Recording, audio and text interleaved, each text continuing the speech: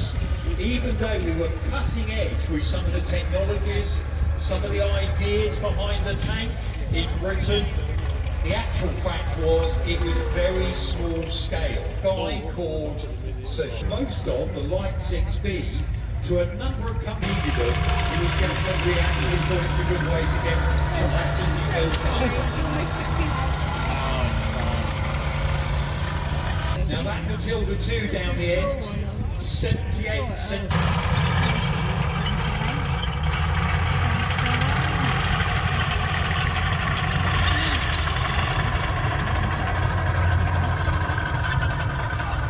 Bigger guns.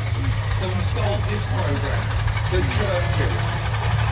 And this actually becomes our fourth infantry tank of World War II.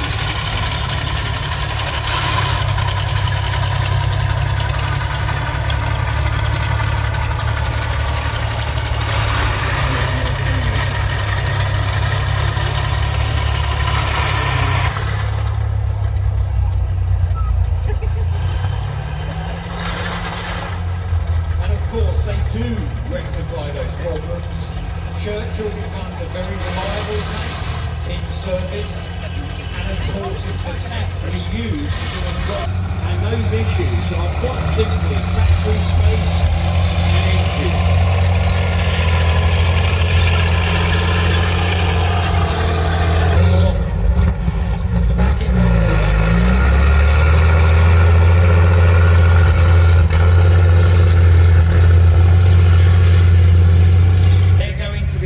Industry. Finally, so we made 3 different variants of the Cromwell, that one called the Centaur.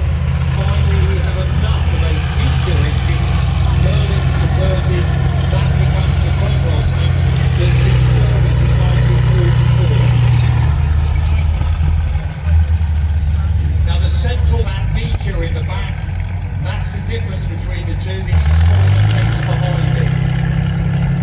They use a case on top gun. And again, with that discarded Samo round,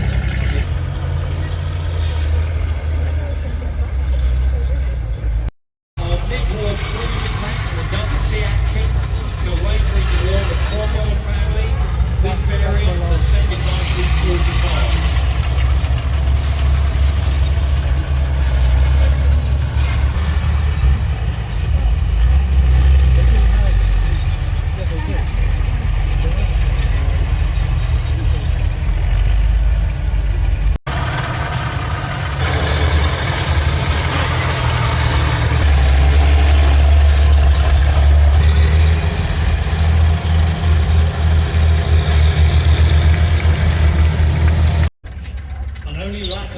Was it fitted with a 50mm. So a 50mm extra armour could be added as she comes round here. You'll notice the this was the tank that invaded Poland, that invaded the Low Countries of France, and that the British were facing the Western Desert. This was the arena is one of the tanks she would have faced in the Western Desert. This is the M3A1 Stuart.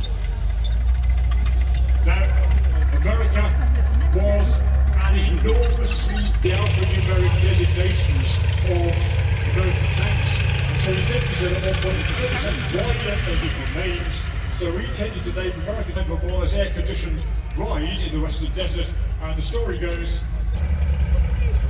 but was used in that role by the British Army in its reconnaissance troop right the way through the end of the war, the M3 and the upgraded version, the M5. So a very impressive bit of kit, still in use, used right the way up almost modern times in some South American armies. Now, the vehicle is coming behind me. I have to say, I am very excited because I've never seen all these movements. So what we got here is we have a turret mounting the standard American 37mm. And in the hull, we have a big 75mm gun. The idea very much taken from the French Charbie, even with the German 88mm. So the British were really pleased to get this tank for Sherman. Here is M4A2 WWII 70 in the back. It's got a twin diesel engine, hence the M4A2. That's what that means. It's got a 76mm gun. First tank factories in America. We're the ones that end up 60 million for that first Lima tank work.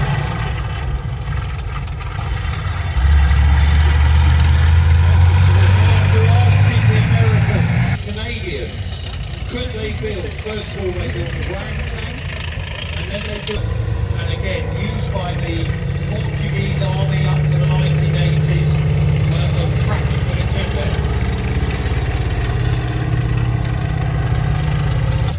Cracking of the tank, that's the M24 Traffic. It's an American-built tank, but the latter so really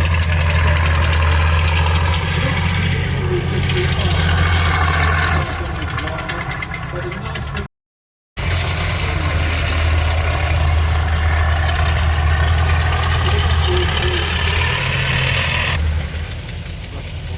Now, I said one of those two most important bits.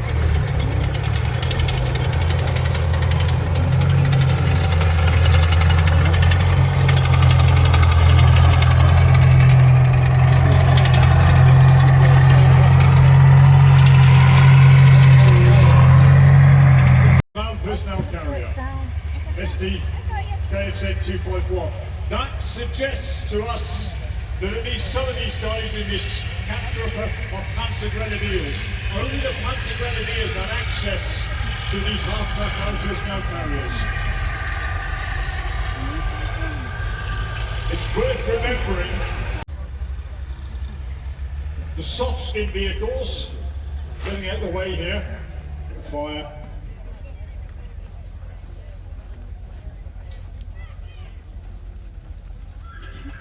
It's worth remembering some of these young Americans in the Midwest or wherever have probably never even left their home state before they... right, the Germans have engaged. We'll wake up to the boys from Wisconsin. Very sensibly, the Americans are withdrawing.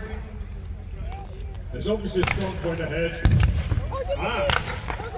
Incoming fire.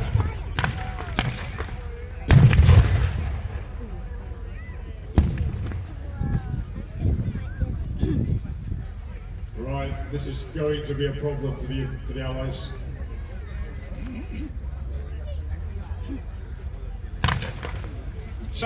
It's quite capable of engaging those German riflemen, no problem at all there.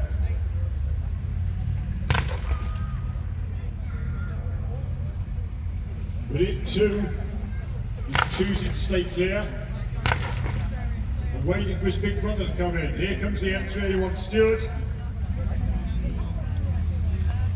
We saw this morning, didn't we? A light tank designed in the 1930s, by this stage of the war has become pretty much exclusively a reconnaissance vehicle. A 20mm cannon.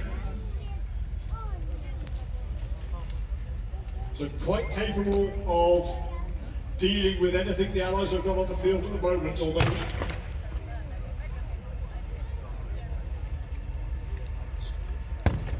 it's easing down a little bit.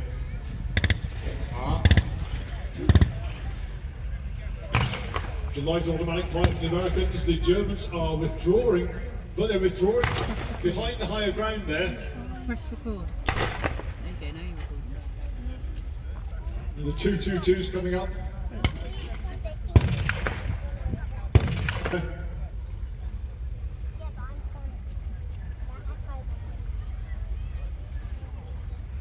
Light armour versus light armour. Here comes the hammer now. The infantry.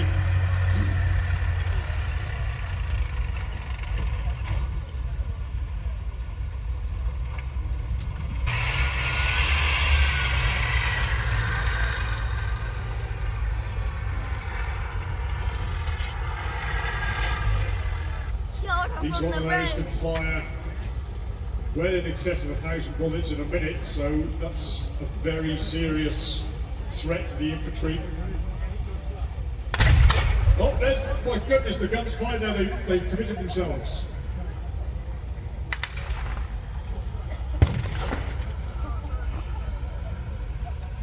With that heavy weapon in use, the Germans at the moment have got the advantage, although the Americans have the numbers.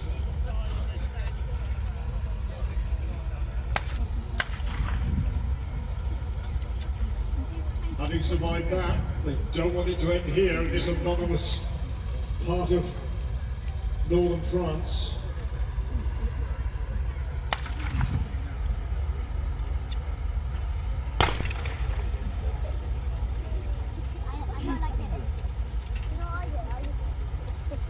Now, how are we going to break this stalemate? That's how we're going to do it, bring in some heavy armour. One of the great advantages of having decent weapons is you get on the radio, call up support if you need it. And here we've got some heavy armour again. Hello, we've been hit, Hanno's been hit.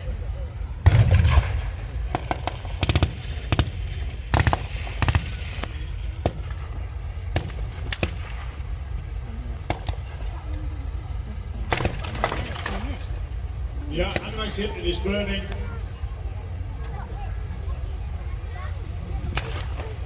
TT2's coming forward. That 20mm is going to be potentially damaging the infantry, not so much the Sherman.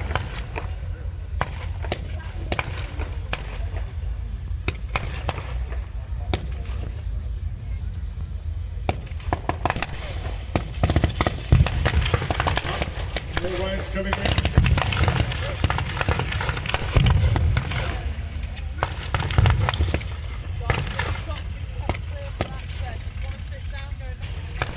You get that 75mm into action.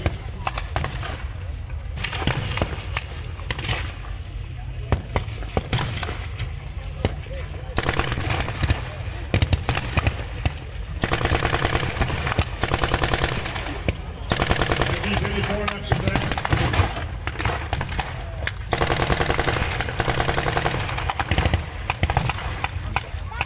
That's a serious thing that they've not been for. So although the Hannon active hit, it's not finished yet.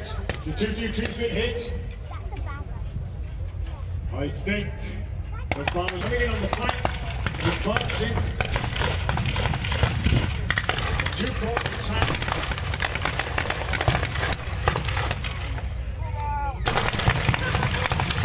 The Sherman now definitely has the edge on this battlefield.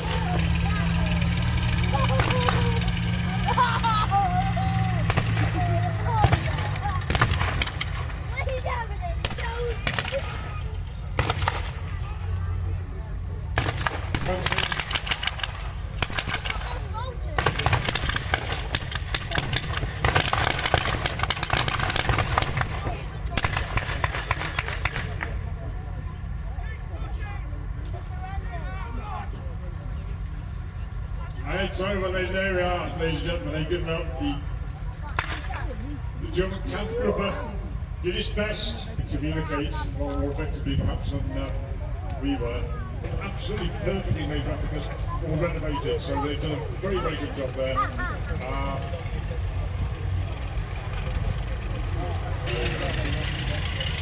There goes the champion off the battlefield.